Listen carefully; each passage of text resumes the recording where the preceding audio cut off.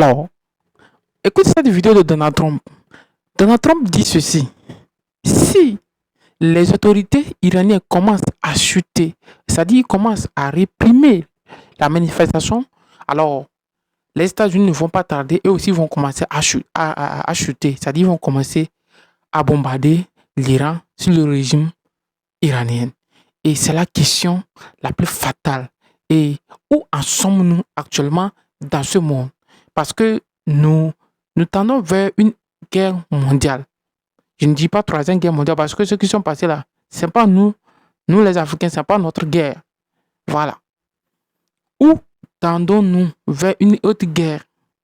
Une guerre mondiale ou une guerre quelconque entre Iran et comment appelle-t-on? Et entre Iran et les États-Unis. Mais la question est simple.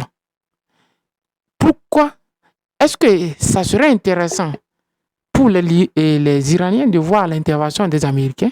C'est la question la plus simple. Parce que, vous savez, l'intervention des Américains en Libye, le tort que ça causait aux Libyens jusqu'au jour d'aujourd'hui, l'intervention comment appelle-t-on, des Américains en Irak, en Iran, sous pression et sous prétexte de faire quoi?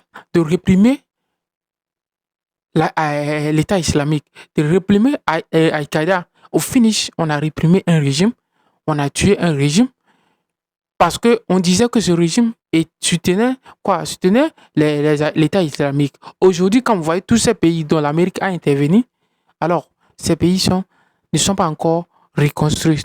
Mais aujourd'hui, on demande à la Russie de fournir les moyens pour reconstruire l'Ukraine.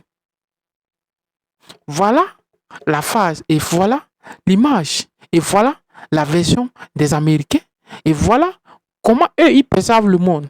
Lorsque eux ils détruisent, excusez-moi, ils n'ont pas le droit de reconstruire. Ils ont détruit la Libye, personne n'a demandé compte.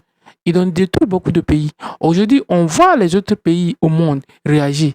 Et d'ici peu de temps, d'ici 50 ans, vous allez voir que ce monde sera une multitude de puissances qui vont interagir et on va assister à une guerre intensément parce que les autres pays comme la Chine, la Russie et surtout les pays africains qui comprendront que s'unir, s'organiser ensemble constitue une force contre les autres.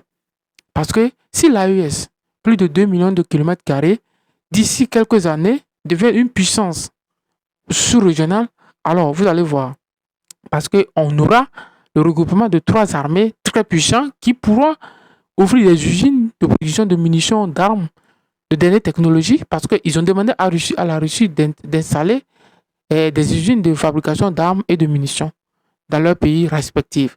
Et la question que je me pose, si les États-Unis interviennent, quelles en seront les conséquences pour les Iraniens?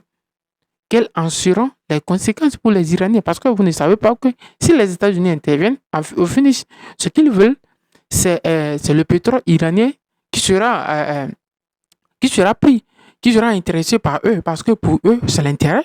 Les Américains ne font pas une guerre pour protéger une population. Ils font une guerre parce que l'intérêt américain est menacé. Et c'est clair, ils ne vont jamais et ils vont toujours se battre pour protéger l'intérêt américain. Ils ne vont jamais protéger aucun peuple. Et c'est clair pour les Américains. Et c'est clair, vous voyez sur le Venezuela, ce que Donald Trump a déclaré. Ils disent qu'ils vont prendre la possession du pétrole vénézuélien, ils vont l'exploiter, ils vont investir des milliards. Et lorsqu'ils vont investir des centaines, des dizaines de milliards, alors il ne faut pas s'attendre qu'à un jour, on va laisser le pouvoir dans la main des gauchistes au pouvoir. Parce que rappelez-vous que tous ces pouvoirs, je vous avais dit déjà que en Amérique latine, toutes les personnes qui sont au pouvoir, ce sont des gauchistes. Et l'Amérique n'aime pas les gauchistes. Parce que les gauchistes, vous connaissez l'histoire. Donc, je ferai une vidéo pour parler de ces branches politiques. Vous allez comprendre.